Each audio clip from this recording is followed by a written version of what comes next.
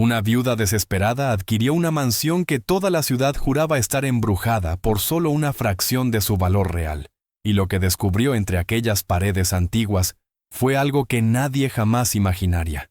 Carmen Rodríguez, de 38 años, madre de 3 niños y recientemente viuda, estaba completamente arruinada y sin opciones cuando vio el anuncio de esa propiedad colonial abandonada en las afueras de Puebla.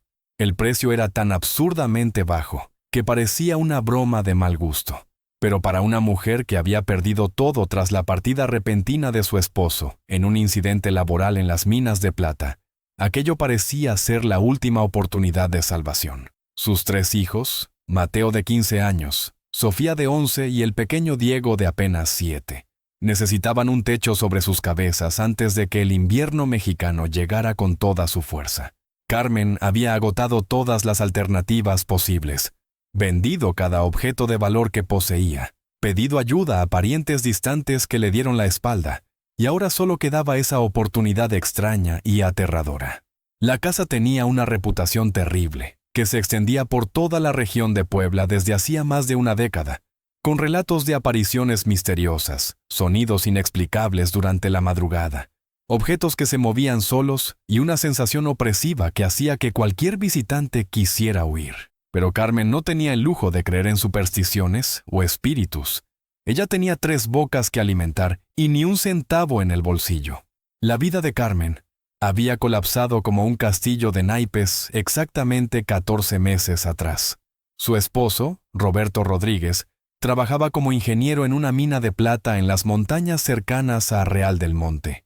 Una ocupación riesgosa, pero que pagaba lo suficiente para mantener a la familia cómoda en su pequeño apartamento, en la ciudad de Pachuca. No eran ricos, pero vivían dignamente. Los niños estudiaban en una escuela decente. Había comida en la mesa todos los días, y Carmen podía dedicarse a cuidar el hogar y hacer algunos bordados que vendía ocasionalmente para complementar los ingresos. Su felicidad era simple pero genuina, hasta esa mañana fatídica de septiembre, cuando 2 hombres de la compañía minera aparecieron en la puerta con expresiones sombrías y noticias devastadoras. Había ocurrido un colapso en la mina. Varias toneladas de rocas y tierra cubrieron uno de los túneles donde Roberto y otros 6 trabajadores estaban operando. Ninguno sobrevivió, y la compañía lamentaba profundamente, pero alegaba que el incidente fue causado por descuidos en los protocolos de seguridad. Carmen quedó aturdida, incapaz de procesar aquellas palabras que destruyeron su mundo en segundos, y el desafío estaba apenas comenzando. La compañía minera ofreció una compensación muy baja, menos de 2 meses de salario de Roberto, y cuando Carmen intentó cuestionar o buscar más apoyo, descubrió que su esposo había firmado contratos llenos de cláusulas que protegían a la empresa de mayor responsabilidad. No había un seguro de vida adecuado porque Roberto, tratando de ahorrar algunos pesos mensuales, había optado por la cobertura mínima. Las deudas comenzaron a aparecer, préstamos que Carmen desconocía, pagos atrasados de muebles y electrodomésticos, y en cuestión de semanas perdió el apartamento donde vivían. Los familiares cercanos desaparecieron como humo, cuando se dieron cuenta de que Carmen estaba arruinada y necesitaría ayuda financiera sustancial. Solo una tía distante ofreció un sofá en su sala abarrotada, donde Carmen y los 3 niños durmieron amontonados durante 4 meses humillantes. Carmen trabajaba en cualquier cosa que surgiera: limpieza de casas, lavado de ropa, preparación de comida para vender en la calle, pero con 3 hijos a su cargo sola era imposible ganar lo suficiente. Mateo, el mayor, intentó dejar la escuela para trabajar y ayudar, pero Carmen lo prohibió firmemente. No permitiría que la dificultad robara el futuro de sus hijos también. Fue cuando la tía, cansada de la situación y queriendo recuperar su espacio, le mostró a Carmen un periódico viejo con clasificados de bienes raíces, y allí estaba el anuncio que cambiaría todo. Una mansión colonial de 3 pisos en Puebla, con más de 15 habitaciones, jardines amplios, pozo de agua propio y una capilla particular, vendiéndose por un precio equivalente a lo que se pagaría por un cuartito modesto en cualquier lugar decente. El anuncio era honesto sobre la razón del precio bajo. La propiedad tenía reputación de estar embrujada y ningún comprador se había interesado en los últimos 8 años. Carmen leyó y releyó ese anuncio decenas de veces, calculando mentalmente si podría reunir ese valor, y milagrosamente, vendiendo absolutamente todo lo que aún poseía, incluyendo las alianzas de boda y algunos objetos de plata que eran reliquias familiares, lograría juntar el dinero. Pero ¿tendría el valor de poner a sus 3 hijos pequeños a vivir en una casa que todos decían estar habitada por presencias misteriosas? La decisión no fue fácil. Carmen pasó noches enteras despierta en el incómodo sofá de la tía, escuchando la respiración de sus hijos a su lado, ponderando si estaba a punto de cometer una locura terrible, o si estaba aferrándose a la única chance de reconstruir sus vidas. Habló con el padre de la parroquia local, un hombre mayor llamado Padre Miguel Hernández, que conocía todas las historias de la región, y él confirmó que la mansión en Puebla realmente tenía una fama pésima. Pero también dijo algo interesante. El sacerdote comentó que a veces las casas cargan historias de injusticias pasadas, y que las presencias no siempre son lo que parecen. Quizás hubiera una explicación racional para todos esos fenómenos extraños. Y si Carmen estaba dispuesta a enfrentar sus miedos por la supervivencia de sus hijos, entonces que Dios la bendijera y protegiera. Armada con esa bendición incierta y una determinación nacida del desespero, Carmen vendió todo, juntó cada peso que pudo. Viajó a Puebla con los 3 niños llevando solo 2 maletas de ropa y algunas pertenencias esenciales, y buscó al notario responsable de la venta. El hombre era un sujeto nervioso llamado señor Esteban Flores, que limpiaba el sudor de su frente constantemente, y parecía genuinamente sorprendido de que alguien estuviera interesado en esa propiedad embrujada. Intentó disuadir a Carmen múltiples veces, describiendo en detalles perturbadores todas las historias que circulaban sobre la mansión, los sonidos nocturnos que vecinos distantes juraban oír, las luces que se encendían y apagaban en las ventanas cuando no había nadie dentro, el portón oxidado que crujía solo como si manos invisibles lo empujaran, y hasta casos de personas que intentaron invadir la propiedad para tomar objetos de valor, pero salieron corriendo aterrorizadas jurando haber visto sombras y oído voces. Carmen escuchó todo en silencio. Observó a sus 3 hijos sentados en las sillas de la pequeña oficina del notario. Mateo tratando de parecer valiente pero claramente asustado. Sofía aferrada al brazo de su hermano mayor. Y el pequeño Diego con los ojos muy abiertos absorbiendo cada palabra aterradora. Y entonces, dijo con voz firme que quería comprar la casa inmediatamente. Los papeles se prepararon en 3 días hábiles, tiempo durante el cual Carmen y los niños se quedaron en una pensión barata que consumió sus últimos pesos. Durante ese periodo de espera, fue imposible no notar cómo la gente de la ciudad reaccionaba cuando descubrían que ella era la que estaba comprando la mansión embrujada. En la panadería donde compró algunos panes duros con descuento, la dueña hizo 3 veces la señal de la cruz y murmuró oraciones de protección. En el mercado municipal donde Carmen buscaba las verduras más baratas, los vendedores susurraban entre sí señalándola a ella y a los niños, algunos con pena, otros con un interés mórbido en ver qué pasaría. Una señora mayor de vestido negro que vendía velas religiosas agarró el brazo de Carmen en la calle y le suplicó que reconsiderara, diciendo que conocía personalmente a 2 familias que intentaron vivir en esa casa y huyeron aterrorizadas en menos de una semana, que algo inquietante habitaba esas paredes y que ninguna cantidad de dinero ahorrado valía la paz mental y la seguridad de los niños. Carmen agradeció educadamente pero continuó firme en su decisión, al fin y al cabo. Ya había vendido todo y no había camino de regreso. El día que fue a buscar las llaves, Mateo pidió acompañarla al notario, y en el camino el adolescente preguntó directamente si su madre realmente creía en presencias. Carmen se detuvo, miró a los ojos de su hijo, y respondió con sinceridad que no sabía si existían o no, pero que sabía con certeza que el hambre era real, el frío de la calle era real, la humillación de depender de la caridad ajena era real, y que prefería enfrentar 1000 misterios imaginarios que ver a sus hijos durmiendo en la acera. Cuando finalmente recibió el pesado manojo de llaves antiguas de hierro y bronce, Carmen sintió una mezcla de alivio y temor instalándose en su estómago. La propiedad quedaba a aproximadamente 40 minutos caminando desde el centro de Puebla, siguiendo por un camino de tierra que subía gradualmente una colina arbolada. Caminaron en fila, Carmen al frente con la maleta más pesada, Mateo justo detrás cargando la otra maleta, Sofía y Diego de la mano cerrando la pequeña procesión familiar, todos en silencio porque no sabían qué decir ante lo desconocido que les esperaba. El portón de hierro apareció primero, alto e imponente, cubierto de óxido anaranjado que se desprendía en pedazos, con ornamentos decorativos que un día debieron ser bonitos, pero ahora parecían garras retorcidas.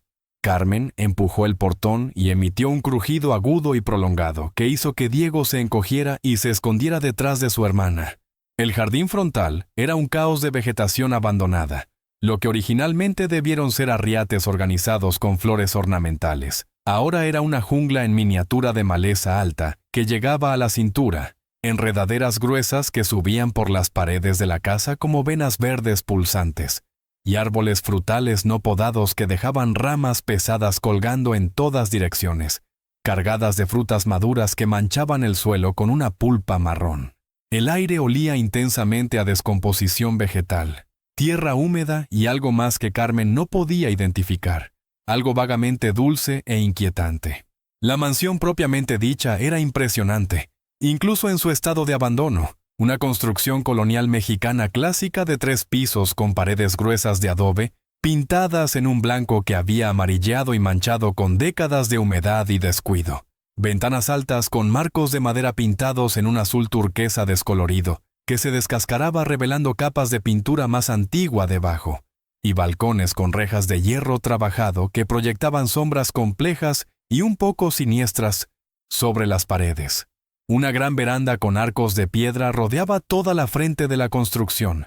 Los escalones que llevaban a la puerta principal estaban cubiertos de hojas secas acumuladas por años, pequeñas ramas, telarañas gruesas como cuerdas, y hasta algunos restos de pequeños animales que habían perecido allí y nunca fueron removidos. Carmen subió los escalones lentamente, cada uno gimiendo y crujiendo bajo su peso de forma alarmante, e insertó la mayor de las llaves antiguas en la cerradura oxidada de la puerta principal. Necesitó usar ambas manos y toda su fuerza para girar. El cerrojo estaba atascado por el óxido y la falta de uso, pero finalmente cedió con un clic metálico alto seguido de un chasquido. Empujó la pesada puerta de madera maciza y oscura, que se abrió lentamente con un sonido de bisagras no lubricadas que ecoó por los pasillos vacíos del interior, revelando una oscuridad densa y polvorienta que parecía tener sustancia física. La luz del sol de la tarde entraba solo por la puerta abierta creando un rectángulo iluminado en el piso de tablas anchas de madera que estaban cubiertas por una capa espesa de polvo gris. Un olor abrumador de moho, humedad, excrementos de murciélagos y algo indefinible que recordaba perfume muy antiguo y flores secas invadió las narices de todos, haciendo que Sofía tosiera y cubriera su nariz con la manga del vestido. Carmen entró primero, sus pasos haciendo que el polvo subiera en pequeñas nubes y ecoando de forma inquietante por el silencio absoluto de la casa. A medida que sus ojos se acostumbraban a la penumbra interior, comenzó a distinguir los contornos vagos de lo que parecía ser un gran salón de entrada con techo altísimo. Muebles cubiertos con telas blancas que se habían vuelto amarillas sucias y grises a lo largo de los años, creaban formas extrañas y casi humanas, esparcidas por el ambiente. Un candelabro colonial masivo de hierro y cristales colgaba peligrosamente del techo alto suspendido por una cadena que parecía demasiado delgada para ese peso, cubierto por telarañas que brillaban débilmente cuando capturaban algún rayo de luz. Y había un aire pesado y opresivo allí dentro, que iba mucho más allá de la humedad y el moho. Algo que hacía que Carmen sintiera que estaba siendo observada por múltiples ojos invisibles, aunque sabía racionalmente que estaba sola con sus hijos. Pero, ¿realmente estaba sola? La pregunta flotó en la mente de Carmen, mientras exploraba lentamente la planta baja esa primera tarde, abriendo una ventana aquí y otra allá, para permitir que el aire fresco circulara y entrara luz adicional, limpiando las habitaciones principales para hacerlas mínimamente habitables, tratando de ignorar la sensación persistente e inquietante de que había algo más en esa casa además de polvo y recuerdos antiguos. La mansión era absurdamente grande, mucho mayor de lo que cualquier familia necesitaría.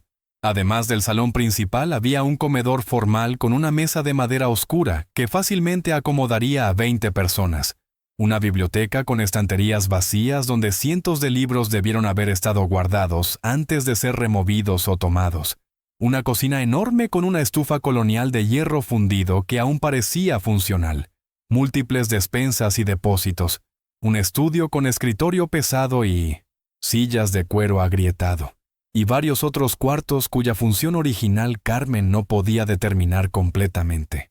El segundo piso, que exploró rápidamente antes de que el sol se pusiera, contenía lo que parecían ser 8 o 9 habitaciones de diferentes tamaños, algunas claramente dormitorios de la familia propietaria con camas grandes y armarios empotrados, otras más pequeñas que debieron servir como cuartos de empleados o depósitos. El tercer piso ni siquiera intentó explorarlo el primer día. Las escaleras que llevaban allí eran más estrechas y crujían de forma alarmante, y ya estaba oscureciendo rápidamente. En la parte trasera de la propiedad, había estructuras adicionales que Carmen observó desde las ventanas traseras. Una capilla real no mucho mayor que una habitación de tamaño mediano, con una pequeña torre campanario, y una cruz de hierro en la cima. Un huerto extenso con decenas de árboles frutales en diferentes estados de salud, un pozo colonial de piedra con una manivela y balde oxidados, y lo que parecían ruinas de antiguas construcciones auxiliares que quizás habían sido establos, cobertizos, de herramientas o alojamientos para empleados en una época muy distante. Carmen eligió 2 de las habitaciones menos húmedas del segundo piso, una mayor donde ella dormiría con Sofía, y otra adyacente donde Mateo y Diego se quedarían. Extendió algunos cobertores viejos que trajeron directamente en el piso de madera porque no había colchones utilizables. Improvisó almohadas con ropa enrollada y preparó una comida simple y fría de pan, queso duro y agua del pozo que Mateo fue a buscar después de probar cuidadosamente si estaba limpia. Cenaron sentados en el piso de la habitación de Carmen, nadie queriendo quedarse solo. La luz de 2 velas temblorosas proyectando sombras danzantes en las paredes manchadas de humedad. Diego estaba visiblemente asustado. Sus ojos grandes no paraban de moverse examinando cada rincón oscuro de la habitación, y susurró preguntando si era verdad que la casa tenía presencias. Carmen atrajo al niño a su regazo, lo abrazó con fuerza y dijo con firmeza que no había presencias, que no existían, que todo no era más que historias tontas que personas supersticiosas inventaban, y que estarían perfectamente seguros allí. Lo dijo con tanta convicción que casi creyó en sus propias palabras, pero una parte pequeña e inquieta en el fondo de su mente susurraba que quizás debería haber escuchado las advertencias, que quizás realmente hubiera algo extraño en esa casa, algo que aún no había descubierto pero que pronto se revelaría. Se acostaron temprano, exhaustos física y emocionalmente. Carmen se quedó despierta escuchando la respiración de sus hijos hasta estar segura de que todos habían dormido, y solo entonces permitió que sus propios ojos se cerraran, aunque el sueño que vino fue ligero y lleno de sueños confusos sobre sombras moviéndose por los pasillos y susurros que venían de las paredes. Las primeras 4 noches fueron sorprendentemente tranquilas. Carmen y los niños pasaban los días limpiando y organizando las habitaciones principales, trabajando hasta el agotamiento para hacer la casa mínimamente funcional, y también para mantener las mentes ocupadas demasiado para preocuparse por leyendas inquietantes. Mateo demostró una habilidad sorprendente para arreglar cosas. Logró hacer funcionar nuevamente la estufa de la cocina, destrabar ventanas que estaban atascadas desde hace años y hasta reparar algunas sillas rotas usando clavos viejos que encontró en un cobertizo. Sofía reveló un talento para la organización. Creó un sistema para limpiar cada habitación metódicamente. Catalogó los objetos útiles que encontraban esparcidos por la casa y hasta comenzó a tratar de revivir algunas plantas del jardín que aún tenían vida. El pequeño Diego, aunque aún asustado y raramente alejándose más de unos metros de su madre, ayudaba cargando baldes de agua del pozo y barriendo las habitaciones que los otros ya habían limpiado. Trabajaban como un equipo coordinado, y Carmen sentía un orgullo inmenso al ver cómo sus hijos estaban siendo fuertes ante esa situación difícil. Pero en la quinta noche, algo cambió, y la fachada de normalidad que Carmen había construido comenzó a resquebrajarse. Se despertó en medio de la madrugada sin entender exactamente por qué. La habitación estaba sumida en oscuridad total, excepto por una fina rendija de luz de luna, que entraba por la ventana que había dejado entreabierta para ventilación. Carmen se quedó inmóvil en su pila de cobertores en el piso, escuchando la respiración suave de Sofía durmiendo a su lado, tratando de identificar qué había perturbado su sueño. Fue cuando oyó un sonido que le heló la sangre. Pasos lentos y arrastrados en el piso de arriba, en el tercer piso que aún no habían explorado completamente. Los pasos eran distintos y rítmicos. Definitivamente no eran crujidos aleatorios de la madera vieja, expandiéndose o contrayéndose con cambios de temperatura. Eran pasos de alguien caminando deliberadamente de un lado a otro del pasillo superior. Carmen se sentó lentamente, su corazón comenzando a acelerarse, todos sus instintos en alerta máxima, la mente corriendo tratando de encontrar una explicación racional, pero no logrando llegar a ninguna conclusión lógica. Los pasos continuaban, de un lado a otro, regulares como un reloj, seguidos ocasionalmente por un sonido que parecía algo pesado siendo arrastrado. Esperó que Sofía se despertara con el ruido, pero la niña continuó durmiendo profundamente, exhausta del trabajo del día, aparentemente sin oír nada. Carmen consideró brevemente la posibilidad de estar soñando, pero estaba absolutamente segura de estar despierta. Sus sentidos estaban demasiado aguzados. Podía sentir el aire frío de la noche en su piel, el discomfort de los cobertores ásperos, el sabor de miedo seco en su boca. Los pasos finalmente se detuvieron después de lo que parecieron horas, pero probablemente fueron solo 20 minutos. El silencio que siguió era de alguna forma aún más inquietante que el sonido había sido. Carmen permaneció despierta y alerta hasta el amanecer, cada músculo tenso, los oídos atentos al menor ruido, pero nada más ocurrió. Cuando la luz del día comenzó a filtrarse por la ventana y los pájaros iniciaron sus cantos matutinos, finalmente se relajó un poco, tratando de convencerse de que lo había imaginado todo, que estaba demasiado cansada y su mente le había jugado una broma. Pero cuando bajó para preparar el desayuno y encontró a Mateo ya despierto en la cocina con una expresión perturbada en el rostro, Carmen supo antes de que él hablara que no había imaginado nada. Mateo dijo en voz baja que también había oído los pasos durante la noche, que se despertó con el sonido y se quedó paralizado de miedo en el piso de la habitación que compartía con Diego, sin tener valor para levantarse a investigar, y le preguntó a su madre con ojos asustados qué estaba pasando exactamente en esa casa. Carmen no tenía respuesta. Ya no podía negar que había algo extraño allí, algo que iba más allá de leyendas urbanas e imaginación hiperactiva, pero tampoco podía entrar en pánico porque si ella mostraba miedo, sus niños colapsarían. Le dijo a Mateo con una firmeza que no sentía que probablemente era solo un animal grande que había entrado en la casa, quizás un mapache o incluso un perro callejero que encontró una ventana abierta en el tercer piso y que más tarde investigarían juntos con luz del día y equipados con escobas para defenderse si fuera necesario. Mateo claramente no creyó completamente en esa explicación, pero la aceptó porque quería creer, porque la alternativa era mucho más inquietante. Durante la mañana, otras pequeñas extrañezas comenzaron a acumularse de forma inquietante. Carmen había dejado un plato con restos de la cena en la mesa de la cocina la noche anterior, porque estaba demasiado cansada para lavar los platos antes de dormir. Pero cuando bajó por la mañana, el plato estaba lavado, seco y colocado cuidadosamente en el escurridor al lado del fregadero. Preguntó si alguno de los hijos lo había hecho, pero todos negaron, y Carmen podía ver en sus ojos que decían la verdad. En el armario de la despensa, que Carmen había organizado cuidadosamente 2 días antes, colocando todas las provisiones secas que trajeron en un estante específico. Ahora había frascos de conservas caseras con tomates, pimientos y mermeladas que definitivamente no estaban allí antes.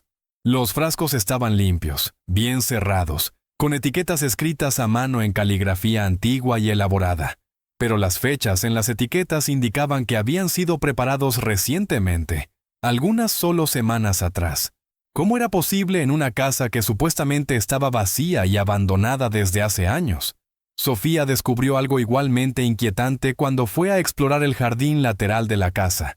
Entre las malezas que dominaban lo que un día debió ser un arriate de flores, había vegetales creciendo de forma organizada en filas casi perfectas: zanahorias, rábanos, cebollas y hierbas aromáticas, claramente plantados y cuidados por alguien. Pero, ¿por quién si no había nadie viviendo allí? Carmen trató de mantener la calma y racionalizar todo. Quizás hubiera algún residente temporal que usaba la casa abandonada antes de que ellos llegaran y que aún no se había dado cuenta de que la propiedad había sido vendida. Quizás esa persona se estuviera escondiendo en algún rincón de la mansión enorme y apareciendo solo cuando pensaba que todos dormían para tomar comida y agua. Eso explicaría los pasos, los objetos movidos, las conservas y el huerto. Era una explicación racional y mucho menos aterradora que alternativas misteriosas, y Carmen decidió que era en eso en lo que iba a creer. Reunió a los 3 hijos en el salón principal y explicó su teoría. Dijo que probablemente había una persona escondida en la casa, alguien sin hogar y asustado, y que necesitaban encontrar a esa persona y hablar. Asegurar que no representaban amenaza, pero también dejar claro que la casa ahora les pertenecía legalmente.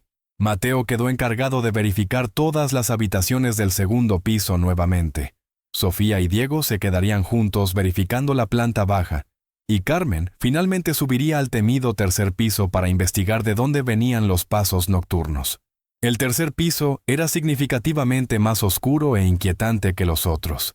Las ventanas eran más pequeñas, y la mayoría estaba cubierta por dentro con tablas de madera clavadas, dejando entrar solo finos rayos de luz que cortaban la oscuridad como cuchillas. El pasillo era largo y estrecho con puertas a ambos lados, y la madera del piso crujía de forma alarmante a cada paso que Carmen daba, como si fuera a ceder en cualquier momento y enviarla cayendo al piso de abajo. Llevaba una lámpara de aceite encendida en una mano y una escoba en la otra como arma improvisada, sintiéndose ridícula pero también genuinamente asustada. Las primeras puertas que abrió revelaron habitaciones pequeñas y vacías, que debieron ser alojamientos de empleados en alguna época distante. Algunas contenían aún estructuras de camas de hierro sin colchones. Otras estaban completamente despojadas. Uno de los cuartos era claramente un depósito lleno de baúles antiguos de madera y cuero apilados unos sobre otros. Carmen abrió algunos y encontró ropa antigua comida por polillas, documentos amarillentos que no pudo leer en la luz débil, y objetos diversos sin valor aparente. Al final del pasillo había una puerta diferente de las otras, hecha de madera más oscura y pesada, con detalles tallados que debieron ser bonitos décadas atrás, pero ahora estaban desgastados y cubiertos de suciedad. Lo más inquietante era que esta puerta tenía un cerrojo del lado de afuera, una barra gruesa de hierro que deslizaba en soportes, permitiendo que la puerta se cerrara, impidiendo que quien estuviera dentro saliera. ¿Por qué alguien necesitaría una puerta que se cerraba por fuera? Carmen sintió un escalofrío recorrer su espina mientras sus manos temblorosas tiraban de la barra de hierro que estaba sorprendentemente bien lubricada y se deslizó fácilmente. Respiró hondo tratando de prepararse para lo que podría encontrar del otro lado, y empujó la puerta que se abrió lentamente, con un gemido prolongado de las bisagras antiguas. La luz débil de su lámpara iluminó el interior de una habitación mayor que las otras. Y allí, acurrucadas en el rincón más lejano del cuarto contra la pared descascarada, estaban no una, sino 3 figuras humanas muy reales, definitivamente no presencias. Una mujer que parecía tener entre 30 y 40 años, extremadamente delgada con el rostro marcado por la privación, y ojos que se abrieron en puro terror al ver a Carmen, y 2 niños que se aferraban a la mujer desesperadamente. Una niña de quizás 12 años, y un niño que no debía tener más de 8. Los 3 estaban vestidos con ropa simple desgastada y remendada múltiples veces, visiblemente sucia como si no se hubiera cambiado o lavado en mucho tiempo, y tenían la apariencia asustada de animales acorralados que esperaban ser descubiertos en cualquier momento. Carmen se quedó completamente paralizada en la puerta sosteniendo la lámpara con mano temblorosa, su cerebro negándose a procesar lo que sus ojos veían, tardando varios largos segundos en entender que no estaba ante apariciones misteriosas, sino ante 3 personas de carne y hueso, hambrientas, aterrorizadas y obviamente viviendo escondidas en ese cuarto cerrado por algún periodo de tiempo. La mujer empujó a los dos niños aún más detrás de ella, en un intento patético de protegerlos con su propio cuerpo, y su voz salió en un susurro ronco y desesperado, suplicando que Carmen no les hiciera daño, prometiendo que se irían inmediatamente si ella lo permitía, que solo necesitaban unas horas para juntar sus pocas cosas y encontrar otro lugar. Carmen finalmente encontró su voz, que salió más alta y sorprendida de lo que pretendía, preguntando quiénes eran y qué estaban haciendo escondidos en esa casa. El sonido asustó al niño, que comenzó a sollozar bajito, un llanto ahogado como si estuviera acostumbrado a tener que llorar en silencio para no ser descubierto. La mujer sostuvo a los dos hijos con fuerza y respondió con voz quebrada que se llamaba Isabela Morales, que esa había sido la casa de su familia, la casa donde nació y creció y se casó, y que cuando su esposo falleció y sus cuñados le quitaron todo a través de documentos manipulados y corrupción, no tuvo a dónde ir con sus dos hijos, así que tomó la decisión desesperada de volver secretamente a la casa, que debería ser legalmente suya, y esconderse en el único lugar que conocía. Carmen bajó lentamente la escoba mostrando que no era una amenaza, y dio un paso atrás saliendo de la puerta para dar más espacio y hacer que Isabela se sintiera menos acorralada. Su mente estaba corriendo procesando esa revelación absurda. Todas las historias de embrujos, todos los fenómenos inexplicables, no eran presencias ni fuerzas misteriosas. Eran una madre desesperada y sus dos hijos viviendo escondidos como sombras en las paredes de su propia casa, porque la sociedad había fallado completamente en protegerlos. Carmen sintió una ola de emociones conflictivas: sorpresa por el descubrimiento, enojo por la injusticia cometida contra Isabela, temor por la situación extraña y potencialmente complicada, pero sobre todo, una empatía profunda y dolorosa porque ella misma era una viuda con hijos luchando desesperadamente para sobrevivir en un mundo que no tenía piedad por mujeres solas. Lentamente, y con voz lo más calmada posible considerando las circunstancias, Carmen le dijo a Isabela que bajara las defensas porque no había intención de lastimar a nadie, que ella misma era madre, y entendía el desespero, pero que necesitaban hablar con honestidad sobre esa situación imposible, porque ahora dos familias parecían tener derecho sobre la misma casa. Carmen bajó la escalera, pidió que Isabela y los niños esperaran mientras ella buscaba agua fresca y comida, y cuando volvió al cuarto cerrado cargando pan, frutas y un jarro de agua del pozo, encontró a la pequeña familia aún en el mismo rincón, sin haberse movido un centímetro, claramente aterrorizados de que fuera una trampa.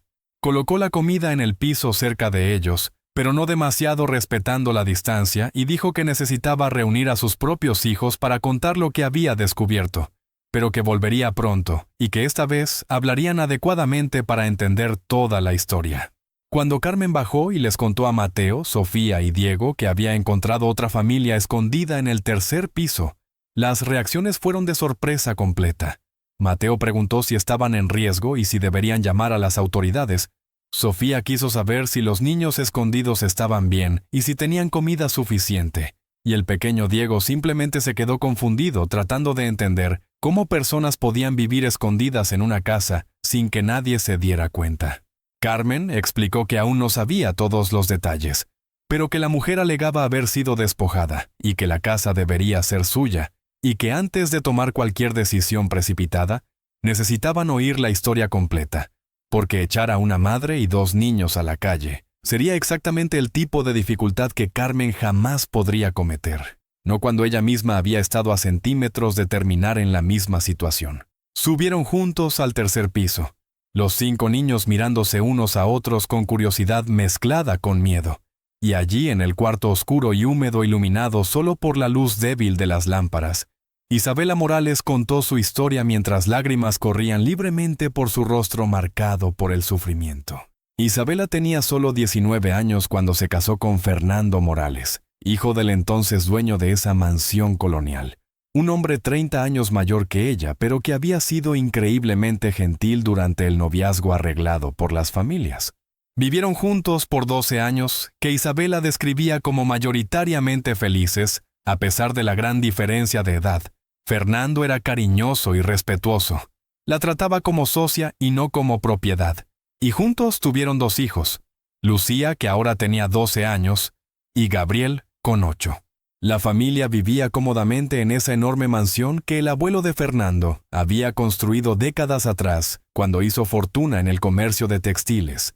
Había empleados cuidando la casa y los jardines, los niños tenían tutores privados, e Isabela administraba el hogar con competencia mientras Fernando gestionaba los negocios de la familia, que incluían varias propiedades en renta en Puebla y alrededores. La dificultad comenzó cuando Fernando contrajo una enfermedad grave durante un viaje de negocios a la Ciudad de México. La afección lo consumió en menos de 3 semanas, transformando a un hombre saludable en alguien debilitado. Antes de partir, aún lúcido en los primeros días de la enfermedad, Fernando tuvo el cuidado de hacer un testamento detallado dejando todo a Isabela y los niños, la casa, las propiedades de renta, los ahorros considerables. Todo debería pertenecer legalmente a ellos, garantizando que estarían seguros financieramente.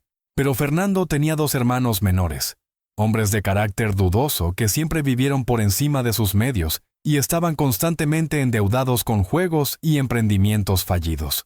Tan pronto como Fernando fue enterrado, antes incluso de que la tierra sobre el ataúd se asentara completamente, los 2 hermanos aparecieron con abogados caros y documentos alegando que Fernando tenía deudas inmensas con ellos, que había prometido propiedades como pago, que el testamento era inválido porque Isabela como mujer no tenía capacidad legal para heredar sin un guardián masculino designado. Isabela intentó luchar desesperadamente. Contrató su propio abogado con los ahorros a los que tenía acceso, presentó el testamento al juez local, trajo testigos que confirmaban las intenciones de Fernando. Pero los hermanos Morales tenían algo que ella no tenía: influencia y dinero para influencias indebidas. El juez que debería decidir el caso imparcialmente fue visto cenando múltiples veces con los hermanos y sus abogados. Testigos que Isabela había traído misteriosamente cambiaron sus declaraciones. Documentos que ella juraba nunca haber visto aparecieron con firmas manipuladas atribuidas a Fernando. Y en cuestión de 2 meses, se emitió la decisión. Todo lo que pertenecía a Fernando Morales ahora se dividiría entre sus 2 hermanos, e Isabela no recibiría absolutamente nada, excepto una pequeña cantidad de caridad que apenas cubriría 3 meses de renta modesta. Isabela fue desalojada de manera abrupta de la mansión donde había vivido por más de una década. Los empleados leales fueron despedidos inmediatamente, y se vio en la calle con 2 hijos pequeños, 2 maletas de ropa y algunos objetos personales que los hermanos Morales magnánimamente permitieron que llevara. Tenía familia, pero era pequeña y humilde. Padres ya mayores que vivían en un pueblo distante y que no tenían recursos para ayudar. Y cuando Isabela intentó buscar trabajo, descubrió que los hermanos Morales habían esparcido rumores terribles sobre ella por toda la ciudad de Puebla, diciendo que había sido infiel a Fernando, que era una mujer de dudosa moral, que había intentado tomar la herencia legítima de los hermanos a través de un testamento manipulado. Las puertas se cerraban en su rostro. Antiguas amigas cruzaban la calle para no tener que saludarla. Nadie quería contratar a una mujer con esa reputación manchada, especialmente una con 2 bocas extras que alimentar. Isabela y los niños pasaron semanas difíciles durmiendo en cobertizos abandonados, pasando días enteros sin comida adecuada, dependiendo ocasionalmente de la caridad silenciosa de algunos pocos comerciantes que secretamente simpatizaban con su situación, pero no osaban ayudar abiertamente por miedo a represalias de los hermanos Morales, que tenían conexiones poderosas. Fue cuando Isabela tomó la decisión más desesperada de su vida.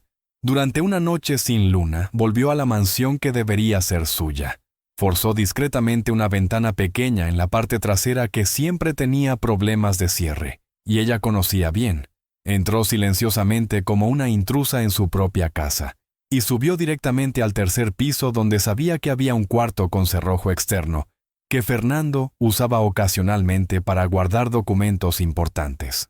Decidió en ese momento que si no podía vivir abiertamente en su casa, viviría secretamente, que al menos ella y sus hijos tendrían un techo sobre sus cabezas y no dormirían más a la intemperie, expuestos al frío, la lluvia y los peligros de la calle.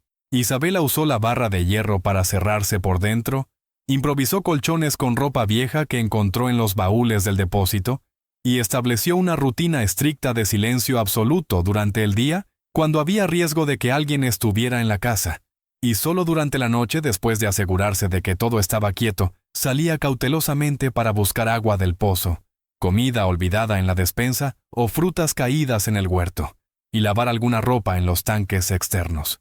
Cuando los hermanos Morales pusieron la casa en venta, Isabela entró en pánico pensando que sería descubierta. Pero meses pasaron sin compradores interesados porque las historias de embrujos que comenzaron a circular por la ciudad crearon un escudo de protección irónico. Nadie quería comprar una propiedad con fama inquietante, así que en la práctica, Isabela y sus hijos podían continuar allí escondidos indefinidamente. Fueron casi 3 años viviendo de esa manera completamente inusual. 3 años de silencio forzado durante el día donde Lucía y Gabriel no podían hacer ruido ninguno, ni siquiera hablar en volumen normal. 3 años de necesidad constante porque la comida era escasa y necesitaba ser tomada en cantidades mínimas para no ser notada. 3 años viendo a sus hijos crecer en condiciones difíciles, sin educación adecuada o contacto con otros niños, o cualquier semblance de vida normal. Isabela tenía una única amiga leal, una antigua empleada de la mansión llamada Rosa, que sabía de la situación y secretamente traía algunos suministros básicos una vez al mes, dejándolos escondidos en un lugar acordado en los jardines. Sin esa ayuda mínima, probablemente no habrían sobrevivido. Cuando Carmen compró la casa y se mudó con sus propios 3 hijos, Isabela entró en desespero total porque ahora tenía personas viviendo allí permanentemente, haciendo infinitamente más difícil salir del escondite para buscar agua y comida, e inevitable que eventualmente fueran descubiertos. Intentó ser aún más cuidadosa, esperando hasta las horas más tardías de la madrugada para moverse. Pero ocasionalmente era imposible no hacer algún ruido. Un paso que hacía crujir el piso, Gabriel sollozando bajito cuando una fiebre lo afectó la semana pasada, y finalmente, el descubrimiento inevitable había ocurrido. Isabela terminó su historia con voz exhausta, mirando a Carmen con una mezcla de vergüenza por haber vivido escondida como intrusa, y orgullo herido de quien había hecho lo necesario para mantener a sus hijos a salvo. Pidió solo 1 o 2 días de plazo para que Gabriel se recuperara completamente de la fiebre que aún lo dejaba débil, y prometió que después de eso se irían y nunca más molestarían, aunque era obvio que no tenía la menor idea de a dónde irían o cómo sobrevivirían. Carmen se quedó sentada allí en el piso de ese cuarto húmedo y oscuro, mirando a esa mujer devastada y sus 2 niños asustados, y sintió una furia creciendo dentro de sí, no contra Isabela, sino contra todo el sistema injusto que permitía que tales dificultades ocurrieran rutinariamente, contra una sociedad que dejaba a viudas y huérfanos en la miseria, mientras personas corruptas tomaban herencias sin consecuencias, contra leyes que trataban a las mujeres como sin derechos o autonomía, contra toda la crueldad casual que permeaba el mundo. Pensó en su propio esposo Roberto, y cómo ella fácilmente podría haber sido Isabela, si las circunstancias fueran ligeramente diferentes, si la compañía minera hubiera logrado negar cualquier compensación, si no hubiera podido vender algunos bienes, si no hubiera encontrado esa casa con fama inquietante y precio imposible. La línea entre la situación de Carmen e Isabela era aterradoramente delgada. Carmen miró a los ojos de Isabela y tomó una decisión que cambiaría el curso de múltiples vidas.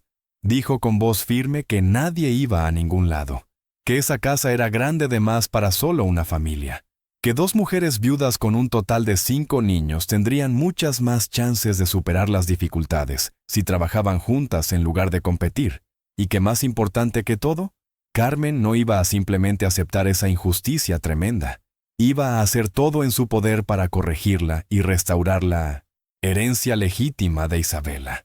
Isabela miró a Carmen como si hubiera hablado en un idioma desconocido, claramente incapaz de procesar aquellas palabras, y comenzó a negar con la cabeza repetidamente diciendo que Carmen no entendía, que los hermanos Morales eran personas complicadas con conexiones poderosas, que ya habían afectado a Isabela una vez y lo harían nuevamente, que Carmen Estaba arriesgando a sí misma y a sus propios 3 hijos por una causa perdida. Pero Carmen se mantuvo firme. Dijo que conocía gente también, que aunque no era rica, tenía recursos suficientes y que la verdad era poderosa cuando se presentaba adecuadamente, que documentos manipulados podían ser expuestos, que testigos influenciados podían ser cuestionados, que jueces corruptos podían ser sorteados a través de tribunales superiores, y que no iba a desistir sin luchar porque permitir que esa injusticia continuara sería una traición a todo lo que ella creía sobre lo correcto y lo incorrecto.